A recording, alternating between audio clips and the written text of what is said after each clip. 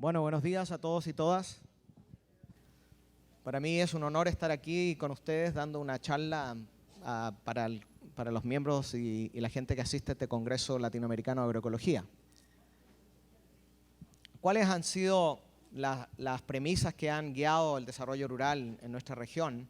Como ya lo han dicho otros conferencistas, es que primero que nada las personas tienen hambre porque no hay suficiente alimento y las poblaciones crecen exponencialmente. Ha sido siempre una visión muy malthusiana de que el problema de la alimentación y del hambre se puede superar con tecnología, ¿cierto?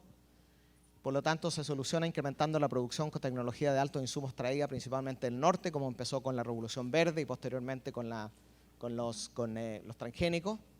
El progreso requiere reemplazar las variedades locales por variedades mejoradas, y eso fue todo el trabajo que se hizo desde los centros internacionales, influenciando los centros nacionales de investigación, los INIAS, INTAS, EMBRAPA, etcétera, que desarrollaron variedades mejoradas, causando una gran erosión de la diversidad genética campesina, y que los campesinos necesitan ser modernizados y integrados al mercado local, al global, y aquellos que queden atrás son ineficientes y están condenados a migrar a ciudades o trabajar en otras condiciones. Ese ha sido un poco el escenario, ¿cierto?, del pensamiento que ha orientado el desarrollo rural en nuestra región históricamente.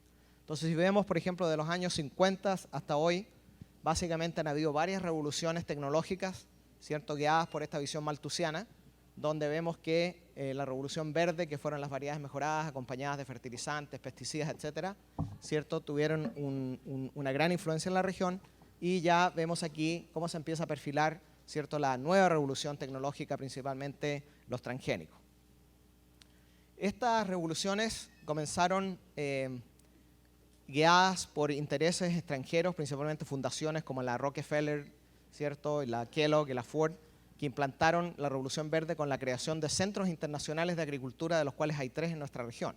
Uno de ellos es el CIMMYT, ¿cierto?, que está muy cerca ahí de Texcoco, donde básicamente la propuesta era hacer una agricultura de variedades de alto rendimiento de maíz y de frijol, y de trigo. Y aquí atrás de este centro, ustedes ven claramente que existe un pueblito que se llama La Purificación, y en este pueblito, en esta comunidad, los agricultores tenían una propuesta totalmente diferente a la que estos científicos, principalmente europeos, norteamericanos, estaban proponiendo.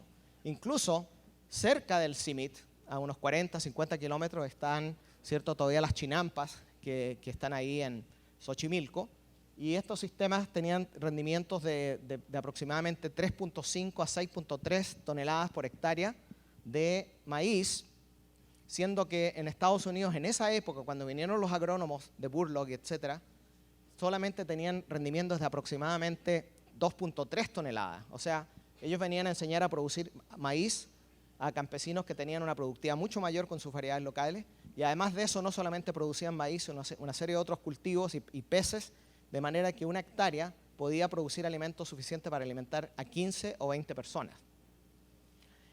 Continúa la Revolución Verde, se crean otros centros, el CIAT, por ejemplo, en Colombia, y ustedes ven que estos centros muy bien equipados, con científicos de buenas intenciones, pero hasta cierto punto muy ignorantes de la realidad socioeconómica de nuestros países, desarrollan sus variedades en estos suelos planos, con acceso a riego, con acceso a tecnología de todo tipo, y pretenden que funcionen en estas condiciones, ¿cierto?, las realidades de los campesinos que están en zonas marginales, zonas sin acceso a mercados, sin acceso a capital, con lluvias erráticas, etcétera, etcétera. Y por supuesto que claramente lo que sucede es que menos del 20% de los campesinos adoptaron las variedades mejoradas de la Revolución Verde. Básicamente la Revolución Verde lo que favoreció fue a los agricultores con mayores accesos a recursos. Estas tecnologías no surgieron de un proceso participativo, sino fueron impuestas, muchas de ellas impuestas por nuestros propios científicos que se entrenaron en el norte y volvieron a repetir las recetas que aprendieron en las universidades, ¿cierto?, norteamericanas. Yo soy profesor de la Universidad de California, y básicamente cuando nosotros nos educamos en Chile en esos tiempos, los profesores todos habían hecho sus PhD en California, y lo que hicieron es replicar el modelo de producción de frutas y de uva de exportación, y lo perfeccionaron, incluso ganándole hasta cierto punto a los propios californianos. Las tecnologías no fueron apropiadas para las necesidades y circunstancias de los campesinos, y no fueron desarrolladas para una escala neutra, sino que básicamente favorecieron a los productores que tenían mayor acceso a capital, mejores tierras, etcétera, etcétera.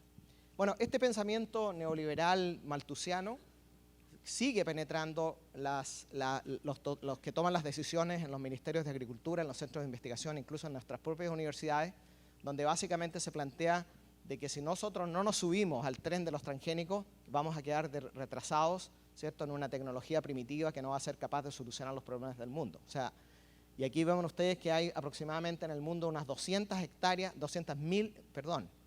millones de hectáreas de transgénicos, dominados principalmente por soya transgénica, un 65% de la tierra bajo soya transgénica resistente al Roundup, y que básicamente no existe una hectárea de transgénico en el mundo hoy en día, una que esté alimentando a uno de los 1.000 millones de personas que están hambriando en el mundo. ¿Por qué? Porque la mayoría de estos transgénicos, la soya y el maíz, que son los dominantes, porque el algodón y la canola no alimentan a nadie, básicamente se dedican para biocombustibles y para alimentación animal, y los pobres que ganan menos de $1 al día no tienen acceso a carne. Por lo tanto, es un mito en este momento asegurar de que los transgénicos alimentan a una de las 1.000 millones de personas hambrientas en el mundo. Esta tecnología lo que hace es, además del impacto ambiental, porque está muy también asociada al avance de los biocombustibles, la caña de azúcar, el maíz, la soya, la palma africana, una deforestación inmensa. Esta es una zona, por ejemplo, en Santa Cruz de Bolivia, acá tenemos colegas de esa zona, cómo ha ido avanzando, ¿cierto?, la soya transgénica, asociada a un proceso de acaparamiento de tierra que no es tanto, que tiene una diferencia con lo que pasa en África, donde hay 80 millones de hectáreas ya apoderadas por gobiernos extranjeros como China o algunas multinacionales. En nuestros países, en nuestra región, es básicamente un proceso interregional, o sea, brasileros, argentinos, colombianos ricos están acaparándose las tierras en nuestros propios territorios. Y esto conlleva problemas de deforestación y condena a los agricultores al monocultivo y al Roundup. Por supuesto que estos agricultores no pueden diversificar estos sistemas, no pueden arrancarse, ¿cierto?, de esta tecnología que los va endeudando.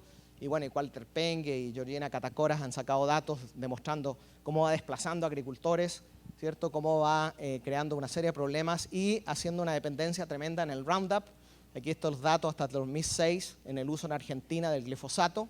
El glifosato, el Roundup, tiene efectos ambientales gravísimos en la biología del suelo, sobre anfibios, pero también crea los problemas típicos de los espirales de la agricultura industrial, que es la resistencia, ¿cierto? Aquí tenemos malezas que están emergiendo en varios países. Se calcula que hay 21 especies diferentes que ya son resistentes al Roundup y va creando ese problema. Bueno, estos OGMs han sido adoptados ampliamente, no por muchos agricultores, sino por pocos que controlan una gran cantidad de tierras, pero no representan una solución al problema del hambre, como les planteé, y las patentes, porque están asociados a derechos intelectuales de propiedad, tienden a concentrar la propiedad e inhibir las prácticas de salvaguardar, intercambiar, comprar y vender semillas a nivel nacional y local.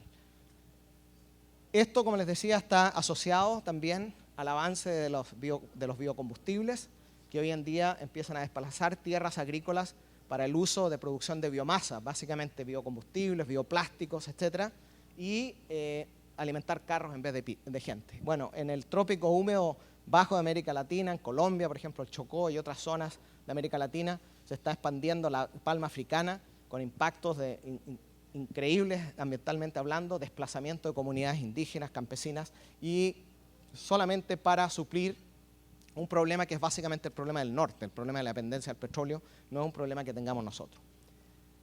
Bueno, entonces vemos que el sistema industrial está afectando, ¿cierto?, al medio ambiente, las zonas anóxicas, las zonas muertas en los mares. Ahora estamos viendo la conexión, ¿cierto?, que los sistemas agrícolas pueden afectar los ecosistemas circundantes como los mares.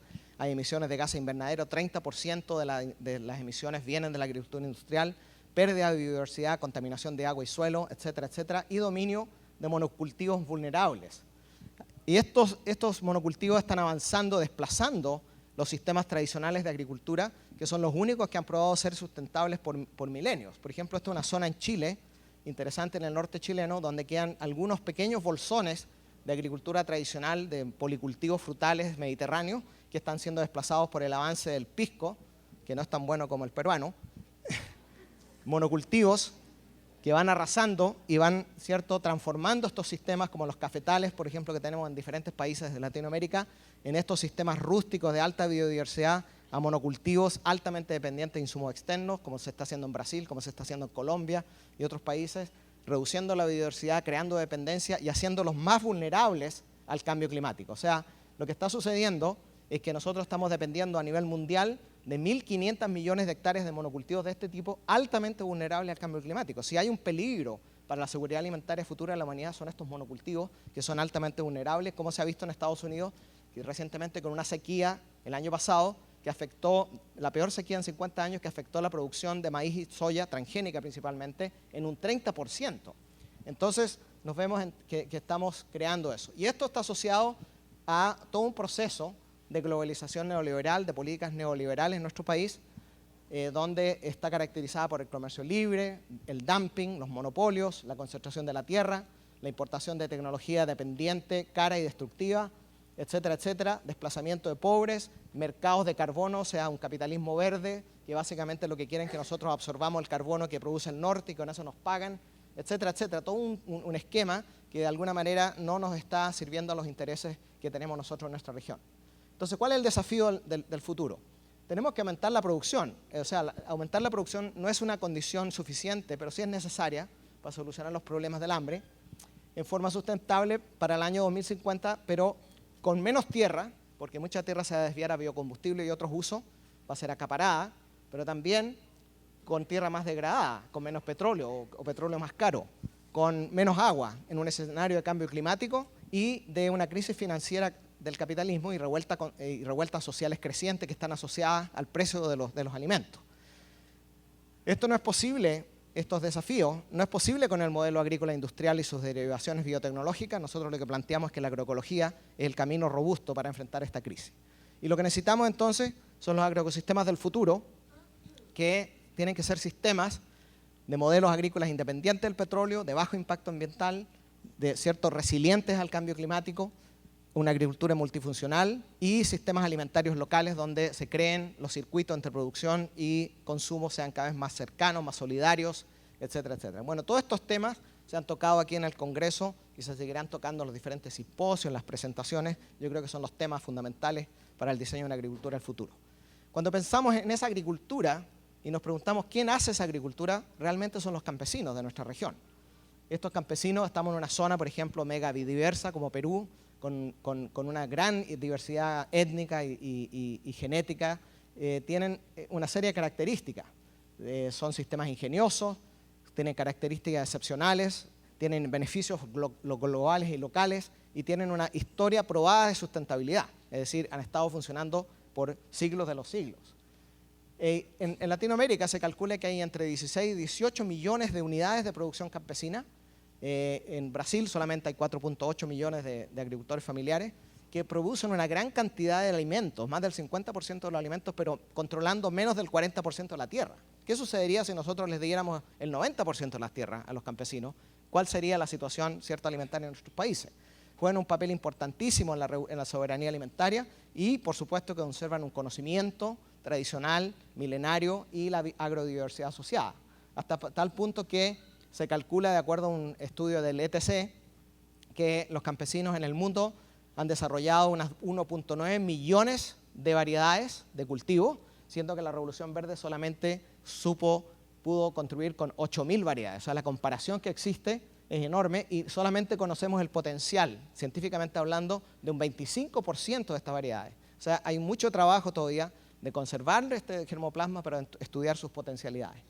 Entonces hay un legado, estamos en un país como Perú, que tiene un legado, así como otros en América Latina, de agricultura tradicional, entre ellos, por ejemplo, los sucacoyos o los guaruguarus, que van a encontrar algunos que quieran ir a Puno, por ejemplo, y se van a encontrar con estos sistemas que son legados, pero que se están reproduciendo fuertemente, se están multiplicando porque están viendo los agricultores que estas son las soluciones para el futuro, para el cambio climático. Por ejemplo, estos sistemas pueden a 3.800, 4.000 metros producir papas sin heladas porque el agua absorbe el calor durante el día, lo libera en la noche, cambia el microclima y de esa manera no se necesita variedades transgénicas resistentes a la helada. Entonces la agroecología es una ciencia que por un lado recupera algunos elementos de la ciencia occidental, como por ejemplo la sociología, la antropología, la etnología, control biológico, ecología económica, las ciencias híbridas que hablaba Víctor Toledo, También necesitamos saber de las ciencias agrícolas básicas como suelos, fitopatología, entomología, pero fundamentalmente tenemos que nutrirnos y crear un diálogo de saberes con el conocimiento tradicional de los agricultores. Hay mucho discurso sobre esto, poco en la práctica, pero es fundamentalmente muy importante hacer esa recuperación porque la agroecología, de ahí surgen los grandes principios para el diseño de los sistemas. La agroecología no trabaja con recetas, no trabaja con recomendaciones técnicas, sino que son principios como por ejemplo la diversidad, el reciclaje, la integración animal, que toman formas tecnológicas diversas, específicas de acuerdo a los contextos socioeconómicos, etcétera, culturales, políticos, biofísicos, pero para que estas tecnologías sean específicas y sean relevantes para los campesinos, tiene que haber un proceso participativo, un proceso más horizontal, como el movimiento campesino a campesino, etcétera, en las cuales estas tecnologías entonces nacen de los agricultores, de ese saber y de los científicos en forma conjunta. Entonces, los sistemas agroecológicos están profundamente arraigados en la racionalidad ecológica de la agricultura tradicional y se basan en conocimientos técnicos y conocimientos y técnicas que se desarrollan a partir de los agricultores en un proceso de experimentación conjunta. Ahora, tenemos que reconocer que hay un gradiente de campesinos en nuestra región, ¿no? Si nosotros miramos acá diferentes indicadores, la dependencia energética, la escala, la autosuficiencia, etcétera, la productividad de la mano de obra, vamos a ver de que hay campesinos que están mucho más cerca del modelo tradicional y hay otros campesinos que han sido ya cooptados por el modelo agroindustrial y muchas veces empujados por el crédito de los gobiernos, los programas de extensión de los gobiernos que los han empujado, ¿cierto?, de aquí hacia allá. Estos son los campesinos líderes, estos son los faros agroecológicos que tienen que ir guiando la revolución agroecológica y para eso existen las organizaciones como Vía Campesina, los mecanismos de campesino a campesino, para que estos agricultores hagan un retorno al modelo inicial que ellos estaban antes involucrados. Entonces, los sistemas de producción fundados en principios agroecológicos tienen que ser biodiversos, resilientes, eficientes energéticamente, socialmente justos y deben constituir la base de una estrategia energética y productiva vinculada a la soberanía alimentaria. Bueno, hagamos un poquito de historia. En América Latina no estamos empezando de cero. Como decíamos al comienzo en la ceremonia de inauguración, las ONGs hicieron un trabajo importante al comienzo en propuestas agroecológicas interesantes que hay que rescatarlas. Por ejemplo, ASPTA acá en Brasil, el CIED, IDEAS, otras ONGs que existían históricamente acá en Perú, el CET en Chile, crearon modelos que hoy en día muchas escuelas campesinas, por ejemplo, los YALAs, ¿cierto?, de la Vía Campesina, quieren establecer sus módulos demostrativos. Bueno, eso lo hacían las ONG hace 30 y tantos años atrás. Esta parcela del CET, que fue visitada por más de 40.000 campesinos y más de 20.000 técnicos en esos años, estamos hablando los fines de los 80, comienzos de los 90, es una finca que está basada en un modelo agroecológico que no tengo tiempo de explicarlo, donde básicamente en este sistema se podía obtener una producción en media hectárea para una familia de 5, una producción como la ven acá, ¿cierto?, de frutos, carnes, leche, etcétera, que tenía un excedente de producción, alimentaba a la gente, pero a la misma vez tenía una ganancia de $1.600, que está sobre el nivel de pobreza en ese tiempo, y un aporte nutricional excedente también.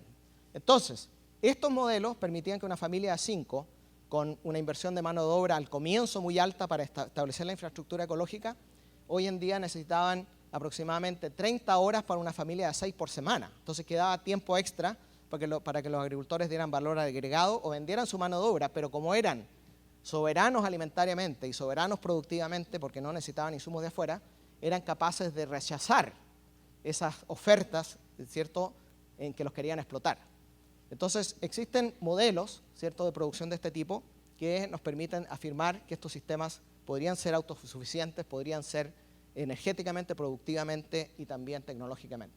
Bueno, estos estudios que hizo ANAP, que aquí están presentes algunos compañeros, en Cuba, demuestran claramente cómo antes del periodo especial la contribución campesina era esta a diferentes rubros y después del periodo especial, cuando no hay pesticidas, cuando no hay fertilizantes, cuando no hay petróleo, los campesinos son los que salen y alimentan a la población y miren aquí ustedes las producciones de esos rubros después del periodo especial.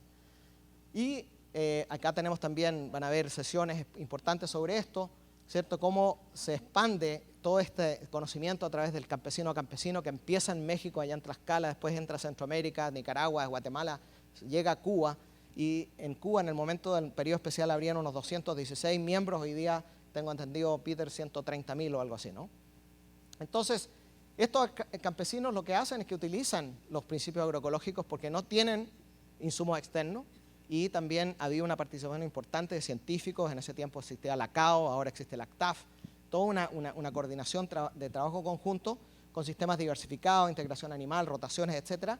Y incluso ya mencionamos que está aquí Lady, la hija de Casimiro. Ella está estudiante del doctorado de agroecología de Socla, está vendiendo libros, tengo entendido, está aquí, no sé. Lady, no, bueno. Ellos, en su familia, tienen 10 hectáreas, sistemas altamente diversificados, muy resilientes al cambio climático, como ya veremos, que Fernandito acá, Funes, ha hecho estudios y ha demostrado que estos sistemas tienen una gran capacidad de producción. Imagínense, pueden alimentar 34 personas de la producción de 1 hectárea por año, ¿cierto? 34 personas con proteína, con una eficiencia energética de 30, es decir, colocan 1 kilocaloría y sacan 30. En Estados Unidos, el promedio de la eficiencia energética es 1.5, o sea, son 20 veces más eficientes energéticamente, totalmente soberanos energéticamente estos sistemas. Y estos sistemas, también estudios de ANAP han demostrado que son mucho más resilientes al cambio climático. Cuando vienen huracanes, que muchas veces vienen 2 o 3 a veces por año, ellos dicen, a lo mejor se los mandan los gringos, no sé, hay estudios que demuestran que estos sistemas son más resilientes. Acá ven ustedes, dentro de una cooperativa, estos sistemas que son más biodiversos sufren menos daño, 60%. Hubo 2 huracanes en el año 2008, ¿no? Pero lo más importante es que la capacidad de recuperación. Aquí ustedes ven sistemas menos biodiversos, sistemas más biodiversos, la producción se recupera más rápido en estos sistemas que son más diversificados. También hubo estudios que hizo Eric Hall Jiménez junto a Campesino en Centroamérica cuando vino Mitch, y demostró que los sistemas en que los campesinos entraron en los sistemas de exportación de productos no tradicionales, como monocultivos, sufrieron mucho más daño. Ustedes ven aquí, el daño fue básicamente por derrumbes, mientras que si ustedes caminan por este caminito acá arriba, se encuentran con estos sistemas más agroecológicos y sufrieron menos daño. O sea, ahí surge esa idea de que los sistemas biodiversos son más resilientes, son más resistentes al cambio climático, y los datos demuestran, por ejemplo, en Honduras, donde fue más fuerte el huracán, que los sistemas agroecológicos sufrieron menos daño que los sistemas, ¿cierto?, de monocultivo. Entonces vemos, y hubo una sesión ayer, y hay un par de libros que Redagre está vendiendo que habla de la metodología, de cómo medir la resiliencia en estos sistemas. Vemos que los sistemas campesinos tienen una serie de características que los hacen mucho más resilientes. La diversidad vegetal, por un lado, por los sistemas agroforestales, policultivos, la diversidad genética, la integración animal, la complejidad del paisaje circundante. Si tu finca está rodeada de un bosque versus una finca que está rodeada de soyas, de monocultivos de soya, la resiliencia va a ser diferente. Y el manejo del agua y el suelo, la materia orgánica, la cobertura de suelo y la cosecha de agua. Por supuesto, la resiliencia no es solo ecológica, es social también. Cómo se organizan las comunidades, sus redes de cooperación, de solidaridad, etcétera, también son súper importantes para resistir esto. Entonces, en la agroecología lo que se trata es de crear este puente, porque los campesinos tienen su corpus, su praxis, pero también no podemos idealizar que ellos tienen todas las respuestas, porque hay muchas cosas que están cambiando. Plagas nuevas, cambio climático, y por lo tanto se requiere hacer un trabajo, ¿cierto?, cooperativo. Hay varios ejemplos donde se ha trabajado cooperativamente con, por ejemplo, campesinos allá en la Mixteca, en México, arriba, en la Mixteca oaxaqueña, ¿cierto?, donde está Sedicam, que es una ONG campesina que se ha trabajado también con algunas organizaciones universitarias, y han hecho todo un trabajo de recuperación de su sistema, porque ¿cuál era el destino de estos agricultores? Irse al norte, ¿no?, o irse a la Ciudad de México, o irse a donde sea a ser explotados. Bueno, aquí hacen un trabajo de recuperación en la cuenca alta, ¿cierto?, la reforestación con Pinus oaxaquensis. Después hacen todo el trabajo de recuperación de suelos, de conservación de suelos, pero más importante que eso, lo que es la cosecha del agua, porque ahí solamente llueve 2, 3 meses al año y el resto es seco, entonces hay que cosechar el agua en estos sistemas, lo que permite la reintroducción de cultivos como el amaranthus y también el maíz, diferentes variedades, y va contribuyendo entonces a la recuperación de estos sistemas. No sé si está Carlos Venegas acá, pero en Chile también se ha hecho todo un trabajo con los campesinos, ahí las mujeres huilliches, donde esta señora, por ejemplo, que creo que ya murió, que recuperó más de 120 variedades de papas, porque este es un centro de origen secundario que llamamos nosotros de papas, donde hay toda una gran diversidad de papas chilotas, y este material se intercambia entre los campesinos y ellos los entregan en sus sistemas de producción, los diversifican, reintroducen esas variedades genéticas, los hacen menos dependientes de insumos externos, y lo que se va creando entonces, y estamos viendo que ya los campesinos no son una serie de experiencias aisladas en una región, sino que se van creando lo que se llama los territorios agroecológicos, bajo el control de los campesinos, con sistemas de producción, etc. Estos territorios agroecológicos son súper importantes porque aquí hay toda una propuesta de desarrollo territorial con identidad cultural y control contra transgénicos, contra biocombustibles, etcétera, etcétera. Bueno, hay una cosa, es que además de tener estos sistemas campesinos que son en la base de la propuesta agroecológica, hay agricultores de mayor escala que están ligados al mercado, que fueron los colegas que hablaron esta mañana, que son los agricultores orgánicos. Los agricultores orgánicos en América Latina vemos que pasan por un proceso, ¿cierto?, de conversión, donde van desde el convencional al orgánico, que nosotros llamamos la sustitución de insumos. ¿Por qué? Porque hay muchos agricultores que se quedan ahí. Por ejemplo, aquí tenemos viñas orgánicas chilenas que producen vinos que son orgánicos. Así como esto, existen bananos, existen café, existe una serie de otros sistemas que básicamente son de mayor escala, son para la exportación, su contribución de este nivel no es muy buena en cuanto a la seguridad alimentaria, y son dependientes de insumos externos. Acá se pueden usar hasta 18 diferentes productos orgánicos, todos certificados, que incrementan los costos de producción, pero también producen contradicciones, espirales ecológicos. Por ejemplo, aquí ustedes introducen una pequeña avispita o algún predador para controlar una plaga, pero al otro día entran con el azufre para matar la botritis y se acabó la avispita. Entonces se empiezan a producir estas contradicciones en estos procesos y van creando los espirales y subiendo los costos de producción. Ahora, estos sistemas se pueden diversificar. Acá tenemos, por ejemplo, experiencia en California, donde metemos flores, ya no es necesario, ¿cierto?, liberar insectos benéficos. Esta biomasa puede contribuir a la fertilidad del suelo, a la materia orgánica, etc. Acá vemos, por ejemplo, sistemas de lechuga que vienen en una rotación con una leguminosa, pero que hay que aplicar productos para los áfidos, pero si nosotros les ponemos esas flores, podemos entonces de esa manera romper el ciclo de aplicaciones, pero hay que calcular a cuántas distancias hay que colocar las otras flores, porque estas atraen unos sírfidos que solamente vuelan una cierta distancia para controlar las plagas. Entonces hay que hacer toda una investigación para poder plantear el diseño que se va a hacer en estos sistemas. Lógicamente aquí hay otros espacios como este, por ejemplo, en Argentina, allá en Entre Ríos, donde esto es una propiedad privada. Mucha gente diría, bueno, esto es un latifundio. Sí, lo es un latifundio, pero hay una propuesta agroecológica a larga escala, porque también hay sectores del campesinado que está, por ejemplo, en la reforma agraria de Venezuela, o incluso territorios del MST que son de gran escala. Estamos hablando de 500 hectáreas. Yo conozco personalmente muchos asentamientos de más de 500 hectáreas. Ahí no podemos entrar con una propuesta de policultivos de jardines urbanos. Hay que entrar con una propuesta diferente. Entonces, ese es un debate que está pendiente y que lo hemos tenido con la Vía Campesina muchas veces. Bueno, si acaso la agroecología se puede aplicar a larga escala. Mi respuesta es sí, los principios agroecológicos pueden funcionar a cualquier escala. Lo que pasa es que los arreglos sociales de tenencia de la tierra no tienen que ser por qué ser de terratenientes. Pueden ser cooperativas que manejan, como en Cuba, 200, 300 hectáreas. Entonces, estos sistemas, aquí les voy a explicar cómo funciona. Acá se conservan los corredores biológicos, se enriquecen nuevamente para que haya circulación de biodiversidad. Acá se colocan abonos verdes, sobre los cuales después se van a colocar franjas de intercultivo. Acá aquí se van a sembrar árboles frutales. Estos árboles frutales van a tener pastos sobre los cuales van a circular con pastoreo rotativo las ovejas. Entonces, en esta parte verde nosotros podríamos colocar estos sistemas, ¿cierto? Franjas de intercultivos, ya son policultivos industrializados, es decir, mecanizados, y estos sistemas, ustedes pueden medir la productividad de estos sistemas. Y se dan cuenta, por ejemplo, que este sería el rendimiento en monocultivo, y en el caso del maíz, casi se logra, en muchos casos, superar la producción del monocultivo, sobre todo cuando estamos cerca de la soya por los beneficios de la interacción, igualmente acá. Entonces, si nosotros entendemos cómo diseñar estos sistemas, nosotros podemos manejar el ancho de la franja de manera de optimizar una serie de procesos, productividad, fertilidad, porque resulta que donde yo tengo soya, después la sigo con maíz y voy haciendo rotaciones en el sistema. O yo pongo el maíz acá y otro maíz acá porque resulta que hay una enfermedad que ataca la soya, pero el maíz me produce una barrera física. Por lo tanto, ya la enfermedad tiene más problemas en crear ¿cómo se llama? Una circular. Ahora, hay agricultores que han copiado una tecnología que fue desarrollada por pequeños agricultores en Santa Catarina, en Paraná, que es la labranza mínima sin herbicida, donde los campesinos usan lo que se llama un cóctel de cobertura, después le entran con la rolofaca y siembran sobre ese residuo y no aplican herbicida.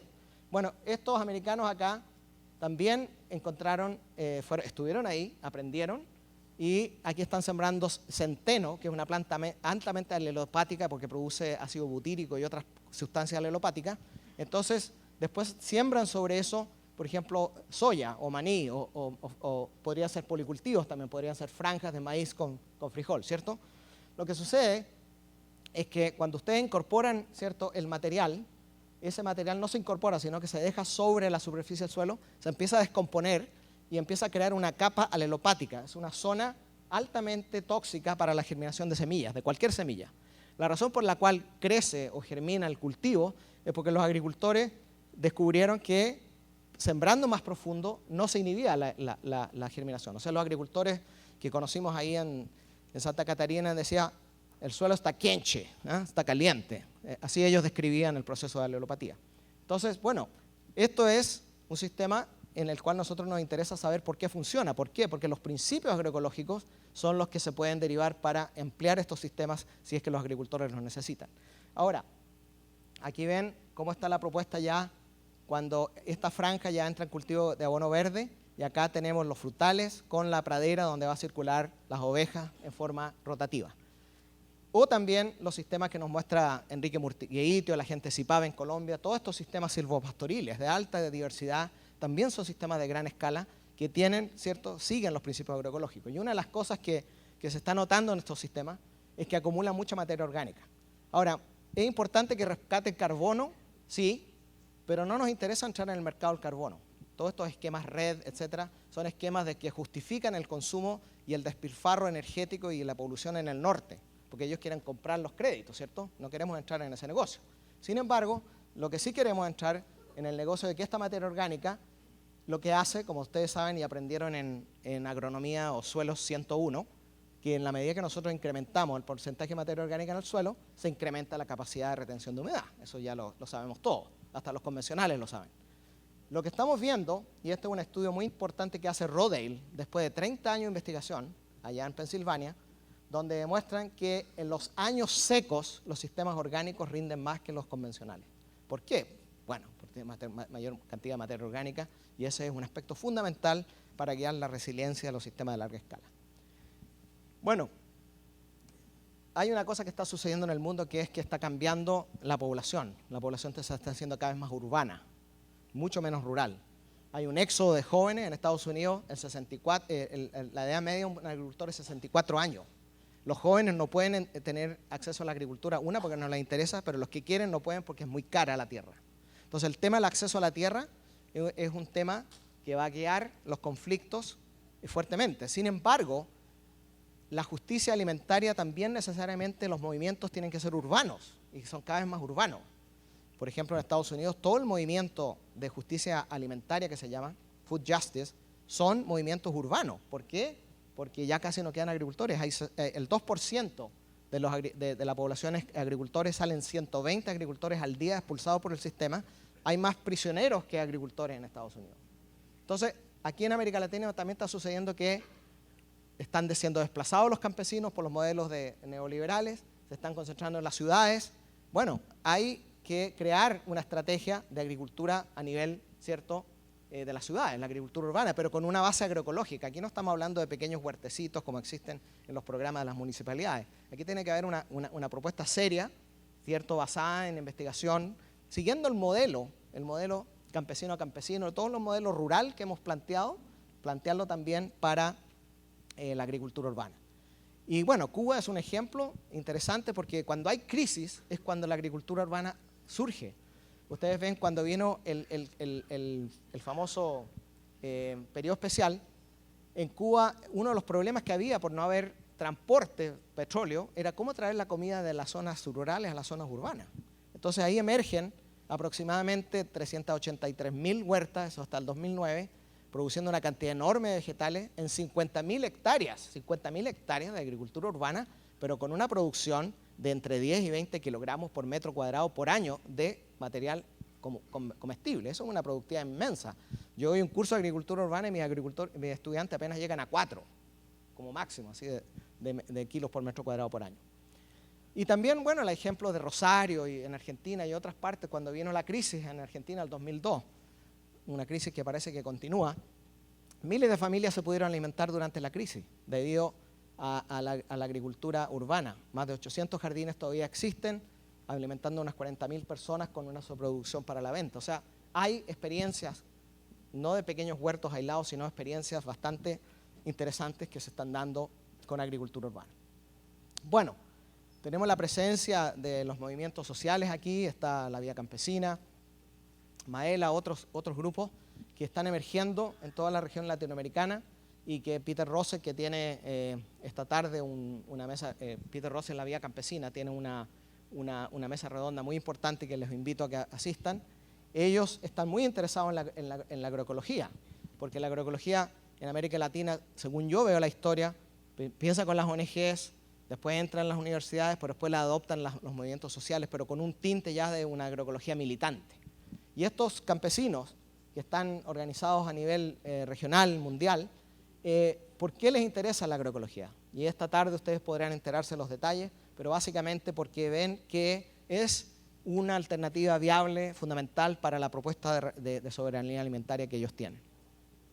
Entonces, la agroecología, en mi opinión, es como la base científica, metodológica, tanto social como ecológicamente hablando, que permite apoyar a la propuesta que tiene la Vía Campesina sobre soberanía alimentaria, ¿cierto? Donde el acceso a la tierra es algo fundamental, al agua, a las semillas, etcétera.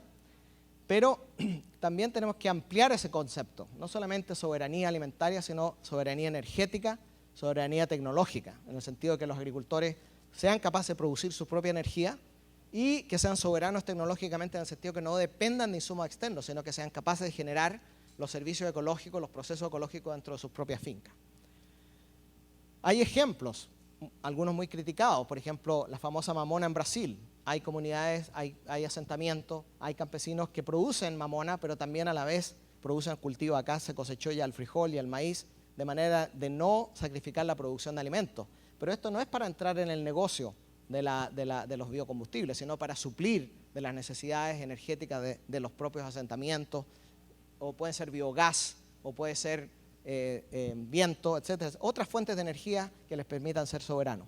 Y de esa manera nosotros podríamos pensar en indicadores, que no tengo tiempo en entrar en detalle, pero cómo medir si una comunidad, o una región, o un grupo de campesinos, o una familia campesina se está acercando a la soberanía alimentaria, se está acercando a la soberanía energética, o se está acercando a la soberanía productiva.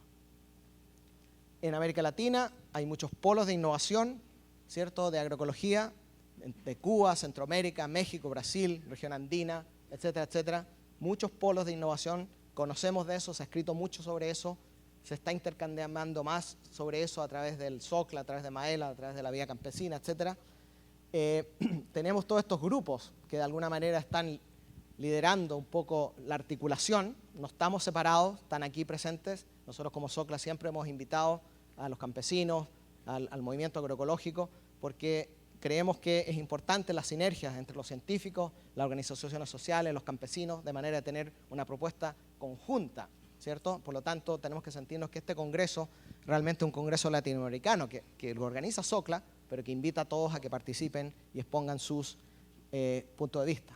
Entonces, la agroecología conforma un novedoso fenómeno, donde los cambios de paradigma científico y tecnológico actúan y se construyen en constante reciprocidad con los movimientos sociales y los procesos políticos. O sea, una manera de que nosotros, los científicos que estamos haciendo investigaciones en estos temas, podamos tener una ciencia que sea relevante, es que nos retroalimentemos con los movimientos sociales y los procesos políticos que se están destacando. Existen iniciativas locales, legales, en los países latinoamericanos. Ayer hubo una exposición acá sobre algunas de las políticas agrarias conducentes. Ese es un tema que la gente lo plantea como fundamental. Políticas agrarias importantes para avanzar la agroecología, los mercados, etcétera, etcétera, etcétera. Pero vemos que, según nos contaban ayer los colegas, hay una serie de problemas, y Jean-Marc, que está aquí, o Roberto Cortaire de Ecuador, podrían darnos una cátedra de que no es tan fácil, ¿no? Porque resulta que los tiempos políticos, los tiempos económicos, los gobiernos son muy diferentes a los tiempos ecológicos y sociales, y es mucho más complejo. Y sin embargo sí existen, pero hay una distancia enorme entre el discurso y la acción. ¿Cómo entonces hacemos que se implementen, ¿cierto?, estas leyes? ¿Cómo hacemos que estas leyes tengan los recursos para que realmente tengan los impactos? Hay informes internacionales, como el IASTD, que ya se planteó, hay gente que participó ahí, no sé si está Inge por ahí, donde básicamente es un grupo de científicos, 400 científicos de todo el mundo, que sacan un informe en que el sector privado lo rechaza, que participó y sale del informe o que no estuvieron de acuerdo con los resultados. Sin embargo, ahí plantean, la agroecología es el camino. Lo mismo con el informe de Oliver de Schutter, que es el reportero especial de las Naciones Unidas sobre el derecho a la alimentación. También plantea que la evidencia científica demuestra que los métodos agroecológicos son mejores y hay que caminar por ahí. O sea, no estamos solos, tenemos la presencia de FAO, que nos ha hecho una invitación, ¿cierto?, para que participemos en una conferencia mundial sobre agroecología el próximo año. Es decir, ya se está empezando a reconocer que la agroecología es un camino importante. Bueno, para terminar, hay un estudio interesante de colegas de la Universidad de Michigan, Bagley y Beth Perfecto y otra gente, donde ellas plantean de que si nosotros midiéramos el potencial productivo con métodos agroecológicos, ¿cierto?, si el valor es mayor que 1, significa que tiene potencial para incrementar la producción de todos estos diferentes cultivos. Entonces vemos que los países en vía de desarrollo, o sea, América Latina, tienen un gran potencial, 2.5, 2.6, quiere decir que puede incrementar hasta 2.6 veces su productividad. Si nos vamos al norte, si nos vamos a Europa, nos vamos a Estados Unidos, donde no tienen potencial, no tienen la capacidad de producir con métodos agroecológicos. Ellos terminan ahí, no hacen una conclusión. Mi conclusión de esto es la siguiente. ¿Por qué esta diferencia? Primero, yo creo que nosotros tenemos en el sur, que se va a transformar América Latina en un continente de esperanza comparado con otros, pero también el sur va a ser el que va a producir los alimentos, no solo para la autosuficiencia alimentaria, sino para alimentar al mundo. ¿Por qué? Porque en el sur tenemos 3 cosas que el norte no tiene. 1, tenemos la agricultura milenaria que todavía queda. 2, tenemos el germoplasma. De esas 1.9 millones de variedades, el 90% está en el sur, no está en el norte. Y está en manos de los campesinos, y los campesinos se están esforzando por conservarla. 3, están los movimientos sociales que están empujando, ¿cierto?, la propuesta agroecológica a diferentes niveles, políticos, regional, local, práctico, etc. Y existe la agroecología como ciencia latinoamericana. A mí, los franceses la acaban de descubrir después de 30 años, los norteamericanos están hace como 5 años transmitiendo en esto, pero yo siempre he planteado que la agroecología es una ciencia latinoamericana. Nosotros somos los que tenemos la propuesta agroecológica y la queremos compartir, pero que no nos confundamos tampoco. Entonces, el tema es claro, el tema es que el potencial está acá.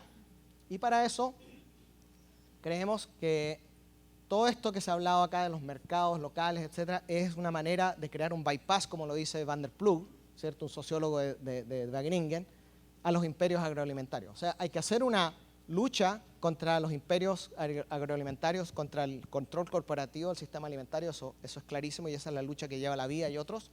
Sin embargo, también hay que, ¿cierto?, crear los bypass a esto, los mercados campesinos, pero mercados campesinos solidarios que lo que se produce es para todos, no para ciertas élites, ¿cierto?, donde los que tienen clase media que pueden comprar los alimentos orgánicos, sino que cómo hacemos una propuesta, ¿cierto?, con la producción que de alguna manera cierre esas brechas de inequidad y esos desiertos alimentarios que existen en las zonas pobres de nuestros países. Y como lo plantea aquí Eric Hol Jiménez y otra gente, hay algunas preguntas clave. ¿Cómo nosotros unificamos estos movimientos sociales? ¿Cierto? ¿Cómo se puede convertir en un movimiento de consumidores y productores que luchan por una alimentación sana y producida y distribuida de forma equitativa y sostenible en una fuerza política transformadora? Que el movimiento campesino no solamente sea un movimiento campesino, sino un movimiento también en que los consumidores, los estudiantes, los trabajadores. Y eso se ve, por ejemplo, en algunos paros que se están dando en nuestros países, donde comienza un paro, como en Colombia recientemente, ¿no? ¿Cierto? Por los campesinos, pero después apoyado por otros sectores. Y eso va creando fuerza política. O cómo diseñar el camino para recuperar nuestro derecho a una alimentación sana, suficiente y bajo el control de la gente, y no bajo el control de las corporaciones o de ciertos gobiernos. Esas son las grandes preguntas que van más allá del sector agrario, sino que ya involucran a toda la sociedad, porque al fin de cuentas todos comemos, ¿no? Muchas gracias.